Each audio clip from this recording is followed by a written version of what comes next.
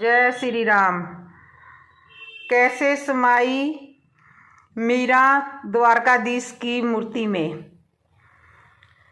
मीरा भक्त काल की एक ऐसी संत है जिनका सब कुछ श्री कृष्ण जी के लिए समर्पित था। यहाँ तक कि कृष्ण को ही वह अपना पति मान बैठी थी।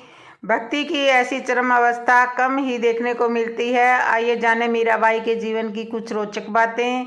मीराबाई के बाल मन में कृष्ण की ऐसी छवि बसी थी कि किशोर अवस्था से लेकर मृत्यु तक उन्होंने कृष्ण से अपना सब कुछ कृष्ण जी को ही माना था। जोधपुर के राठौड़ रतन सिंह जी की एकलौती पुत्री मीरा का जन्म 16वीं शताब्दी में हुआ था। बचपन से वह कृष्ण भक्त में रम गई थी। मीराबाई के जन्म में हुई एक घटना की यह भी थी कि उनका कृष्ण प्रेम अपनी चरम अवस्था तक पहुंचा। एक दिन उनके पड़ोस में किसी बड़े आदमी के यहाँ बारात आई। सभी औरतें छत पर खड़ी होकर बारात देख रही थी। मीरा भी बारात देखने के लिए गई।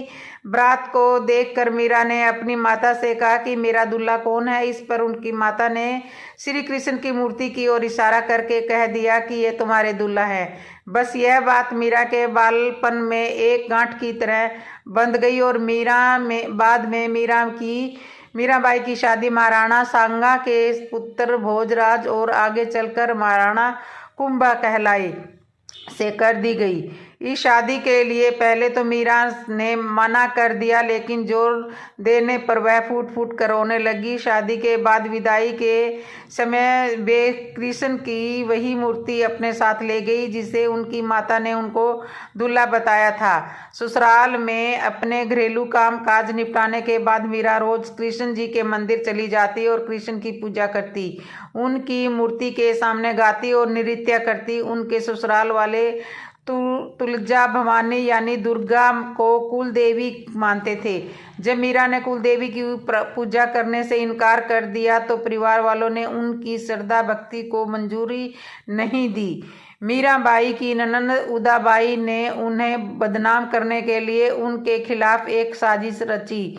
उसने राणा से कहा कि मीरा का किसी के साथ गुप्त प्रेम है और उसने मीरा को मंदिर में अपने प्रेम से बात करते हुए देखा है कि मीरा अकेले ही श्री कृष्ण की मूर्ति के सामने परम आनंद की अवस्था में बैठी मूर्ति से बातें कर रही थी और मस्ती में गा रही थी। राणा मीरा पर चिल्लाया, मीरा तुम जिस प्रेम से भी बातें कर रही हो उसे मेरे सामने लाओ। मीरा ने जवाब दिया, यह वह सामने बैठा है मेरा स्वामी नैन चोर जिसने मेरा दिल चुराया है, और वह समाधि में चली गई। इस घटना से राणा कुंभा का दिल टूट गया, लेकिन फिर भी उसने एक अच्छे पति की भूमिका निभाई और मरते दम तक मीरा का साथ दिया। हालांकि मीरा को राजगद्दी की कोई चाह नहीं थी, फिर भी राणा के संबंधी मीरा को कई तरीकों से सताने लगे। कृष्ण के प्रति मीरा का प्रेम शुरुआत में बेहद निजी था, लेकिन बाद में कभी कभी मीरा के मन में प्रेमानंद इतना उमड़ पड़ता था कि वह आम लोगों के सामने और धार्मिक उत्सवों में नाचने गाने लगती थी। वे रात में चुपचाप चित्तौड़गढ़ के किले से निकल जाती थी और नगर में चल रहे सत्संग में हिस्सा लेती थी। मीरा का देवर विक्रमादित्य जो चित्तौड़गढ़ का नया राजा बना वो बहुत कठोर था। मीरा की भक्ति, उनका आम लोगों के साथ चलना घूमना, उसको नारी मर्यादा के प्रति अपनी लापरवाही का उसने कड़ा विरोध किया। उसने मीरा को मारने की कई बार कोशिश की, यहाँ तक कि एक बार उसने मीरा के पास फूलों की टोकरी में एक जहरीला सांप रख कर भेजा और मीरा को संदेश भिजवाया कि टोकरी में फूलों का हार है। ध्यान से उठाने के बाद जब मीरा की टोकरी खुली तो उसमें फूलों के हार के साथ कृष्ण जी की एक सुंदर मूर्ति भी निकली।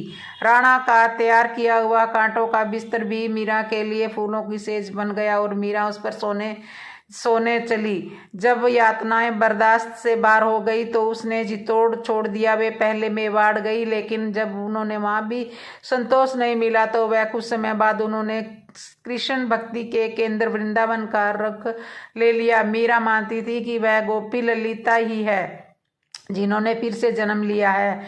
ललिता कृष्ण के प्रेम में दीवानी थी। खैर, मीरा ने अपनी तीर्थ यात्रा जारी रखी। वे एक गांव से दूसरे गांव में नाचती गाती पूरे उत्तर भारत में घूमती रही। माना जाता है कि उन्होंने अपने जीवन के अंतिम कुछ साल गुजरात के द्वारका में गुजारे।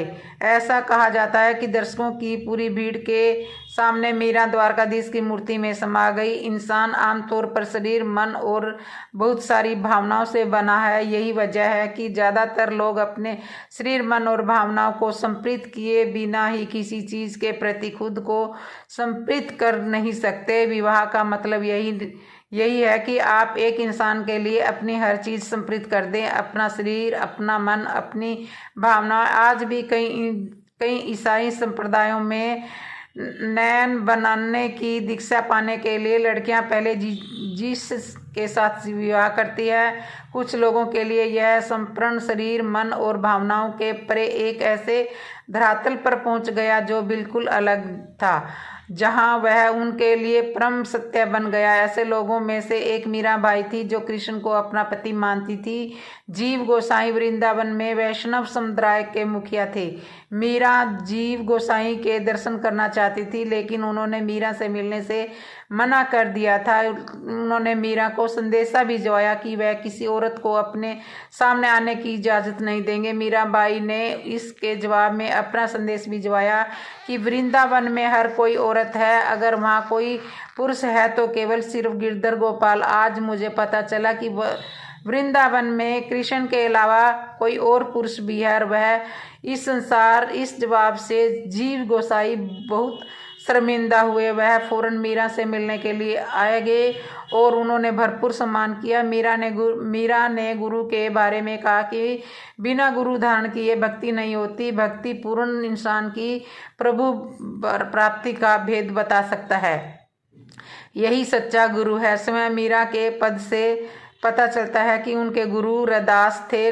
ना ही मैं पीहर सासरे, ना ही पिया की साथ। मीरा ने गोविंद मिल्या जी, गुरु मिल्या रैदास। मीरा ने अनेक पदों पर गीतों की रचना की। उनके पदों में उच्च आध्यात्मिक अनुभव है। उनमें दिए गए संदेश और अन्य संतों की शिक्षाओं में समानता नजर आती है। उनके पद उनकी आध्यात्मिक ऊंचाई के अनुभवों का आईना है। मेरे तो गिरधर गोपाल दूसरो न कोई, जाके सिर मोर मुकुट मेरो पति सोई।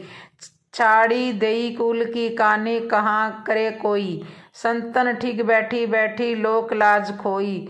असमन जल सींची सींची प्रेम बलि बोई, दधी मधी घृत काढ़ी दियो ढारी दियो छोई। भक्त देखी राजी भई जगत देखी रोई, दासी मीरा लाल गिरधर तारो अब मोई पायो जी। मैंने रतन धन पायो वस्तु अलमोक दी मारे। सतगुरु कृपा कर अपनायो, जन्म जन्म की पूंजी पाई। जगत में सभी खोया, चरण खरन नहीं कोई चोर न लेवे। दिन दिन बढ़त सवायो, संत की नाव खेवैया। सतगुरु भवसागर तर आयो, मीरा के प्रभु गिरधर नागर हरख हरख जख पायो। तो कैसी लगी हमारी ये वीडियो आपको बताना।